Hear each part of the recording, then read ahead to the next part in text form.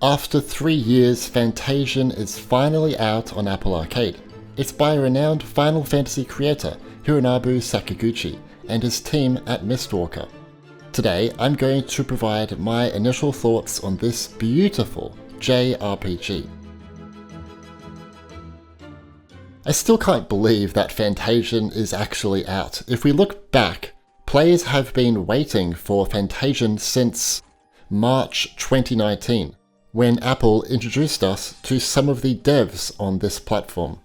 The game is split into 2 parts, with the second to come later in 2021. Part 1 is around 20 hours, or maybe around 30 if you're a completionist, and Part 2's playtime is much the same. This means when Part 2 comes out, the total playtime will be about 40 to 60 hours. Mistwalker have decided for the first half of the game to be more story-driven. The second half is going to be quest-driven, and players will have more freedom to decide on where they want to go. The story is a completely unique experience and not really linked to any of the team's previous games. A bizarre mechanical infestation is slowly engulfing everything, and you play as Leo, who has lost his memory after a massive explosion. Set out on an adventure, traveling to different parts of the world, and you'll slowly learn more about the protagonist's past. You'll solve puzzles, go on quests, meet characters along the way that will guide you and maybe battle beside you, and you will save the world. Order and chaos is kind of the focal point of the narrative. I wouldn't say the story is groundbreaking, and the writing can be a little generic at times, but for me, that's not the selling point of this game. It's special because the whole game takes place on real dioramas that are scanned and inserted into the game with 3D characters. This style provides a nostalgia trip of early console games from, I'd say, the 90s, but now with a modern twist. There are so many moments when you'll be exploring and you just have to stop and say, hey, wait a second, all of this is real. Hironobu told me via email, the dioramas have a unique charm that cannot be replicated with any other medium. I suppose I really like that human touch and warmth you get from handcrafted items. On screen I'm sharing some footage from Mistwalker and Hironobu's Twitter pages, and you can see the amount of effort that goes into creating all of this. Connecting all the tiny parts together, mixing different paints, delicately using small brushes on the sets, putting on tiny LEDs, working through early planning stages, and so forth. There are 150 handmade dioramas here.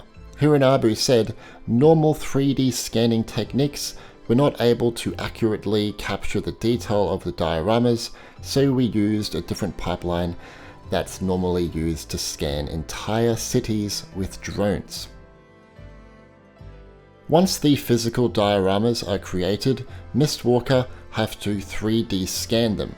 To do this, hundreds of photographs were taken. They lit the sets in a studio, photographed them, analyzed them on a computer, and turned them into a 3D model. Textures were also photographed, and what's cool is how Mistwalker used a technique which is similar to projection mapping. This allowed them to project the images onto the sides of models. Then in-game, as you explore the sets and the camera transitions between scenes, a situation was created where 2 different projection maps are applied to the 3D model, and quickly the camera moves while cross-fading the images. The amount of care and love shown here to get Fantasian's distinctive visual expression to life is just remarkable. Mistwalker also need as much recognition as they can for delivering such a polished experience within such a short amount of time when looking at how they made the game. It goes on further with the legendary soundtrack, which is worth talking about. It's all thanks to the composer, and I'm probably going to say this name incorrectly, but Nobuo Uematsu, After providing his services for around 30 years to games such as the Final Fantasy series and Lost Odyssey and Blue Dragon, Fantasian is maybe his last project. If this is his last project to collaborate on, he most certainly has gone out with a bang. The soundtrack complements the world and characters, and is brilliantly linked and timed to different gameplay aspects, from battles to just exploring. I've linked a very short video in the description that goes into some detail about the music here. It's definitely worth having a look at. Another cool feature of the game is the new battle mechanic.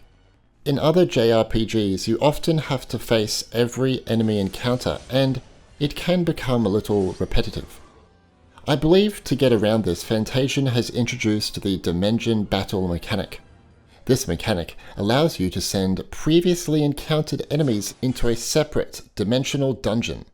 However, the caveat is that you can only fit a certain number of enemies in this space at a time.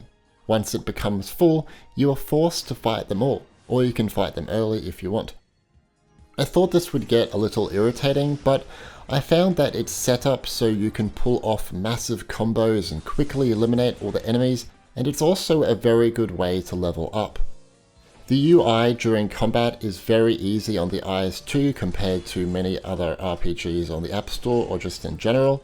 It's also very comfortable with the controller, as all the buttons are located on the bottom right, and you can just switch back and forth to select either an attack, skill, or item. It's worth noting that some bosses are really hard, and understanding what different items and attacks do can take some time.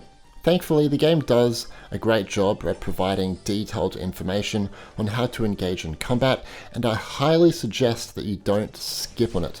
The game isn't going to be holding your hand or anything, and you'll still have to work out some things on your own, but it will get you set up for success.